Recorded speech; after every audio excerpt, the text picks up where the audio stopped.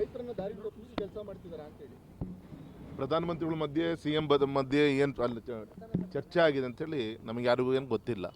ಆದರೆ ಒಳ್ಳೆ ಕೆಲಸಕ್ಕೆ ಅಪ್ರಿಷಿಯೇಟ್ ಮಾಡಿರ್ತಾರೆ. ಆದರೆ ಟೌನ್ಶಿಪ್ಪಿಗೆ ಅಪ್ರಿಷಿಯೇಟ್ ಮಾಡಿದ್ರೋ ಓವರಲ್ ಆಗಿ ಅಪ್ರಿಷಿಯೇಟ್ ಮಾಡಿದಾರೋ ಅದು ನಮಗೆ ಯಾರಿಗೂ ಕೂಡ ಗೊತ್ತಿಲ್ಲ. ಅವರು ಆ ರೀತಿ ಹೇಳ್ಕೊಂಡಿದ್ದಾರೆ ಅಷ್ಟೇ. ಮೊನ್ನೆ ನಡೆದಂಥ CEO DCಗಳ ಸಭೆಯಲ್ಲಿ ಝೀರೋ ಟಾಲರೆನ್ಸ್ ಅಂದರೆ ಕರಪ್ಷನ್ಗೆ ಸಂಬಂಧಪಟ್ಟಂತೆ ಝೀರೋ ಟಾಲರೆನ್ಸ್ ಅಂತ ಹೇಳಿದ್ರು CMನವರು. ಯಾವ ಕಾರಣಕ್ಕೂ ಲಂಚಕ್ಕೆ ಮತ್ತು ಭ್ರಷ್ಟಾಚಾರಕ್ಕೆ ಅವಕಾಶ ಕೊಡಲ್ಲ ಅಂತ ಹೇಳ್ಬಿಟ್ಟು ಗೌರವಾನ್ವಿತ ಸಿದ್ದರಾಮಯ್ಯ ಸಾಹೇಬರು ಕೂಡ ಅಧಿಕಾರ ವಹಿಸ್ಕೊಂಡಾಗ ಇದೇ ಮಾತು ಇದೇ ಮೀಟಿಂಗನ್ನು ಮಾಡಿದರು.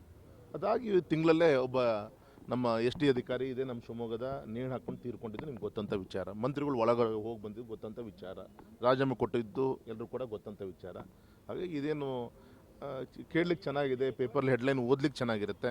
ಇದು ಕಾರ್ಯರೂಪಕ್ಕೆ ಬರುತ್ತೆ ಅಂತ ನನಗೇನು ಅನ್ಸಲ್ಲ ಸರ್. ಸರ್ಕಾರದಲ್ಲಿ ದುಡ್ಡಿಲ್ಲ ಅಂದರೆ ಗ್ಯಾರಂಟಿಗಳು ಮಾಡಬೇಡಿ ಅಂತೇಳಿ ಅದನ್ನು ಕೇಂದ್ರ ಸರ್ಕಾರಕ್ಕೆ ಘೋಷಣೆ ಮಾಡಬೇಡಿ ಅಂತೇಳಿ ನಿರ್ಮಲಾ ಸೀತಾರಾಮನ್ ಸರಿ ಇದೆ. ಮತ್ತು ಮಾತಿತ್ತಿರೆ ನಮ್ಮ ಸೆಂಟ್ರಲಿಂದ ಎಷ್ಟು ದುಡ್ಡು ಬರಬೇಕು, ಮಾತಿತ್ತಿರೆ ನಮ್ಮ ಟ್ಯಾಕ್ಸ್ ದುಡ್ಡು ಬಂದಿಲ್ಲ, ಈ ರೀತಿಯಂಥ ಆರೋಪಗಳನ್ನೇನು ಮಾಡ್ತಾ ಇದ್ದಾರೆ. ನಿಮ್ಮ ಡಿಫಿಷಿಯೇಟು ನಿಮಗೆ ಸಮಸ್ಯೆಗಳು ಅದು ನಿಮ್ಮ ಕಾರ್ಯಕ್ರಮಗಳಿಂದ ಆಗಿದೆ ಹೊರತು ಮಾತಿತ್ತಿರೆ ಕೇಂದ್ರ ಸರ್ಕಾರ ಕಡೆ ಬೆರಳು ತೋರಿಸ್ಬಾರ್ದು ಅನ್ನೋದು ಮೊನ್ನೆ ಫೈನಾನ್ಷಿಯಲ್ ಮಿನಿಸ್ಟ್ರು ಬೆಂಗಳೂರಿಗೆ ಬಂದು ಅವ್ರು ಹೇಳಿಕೆ ಕೊಟ್ಟಿದ್ದಾರೆ. ಪರಿಷತ್ ಚುನಾವಣೆ ವಿಚಾರಕ್ಕೆ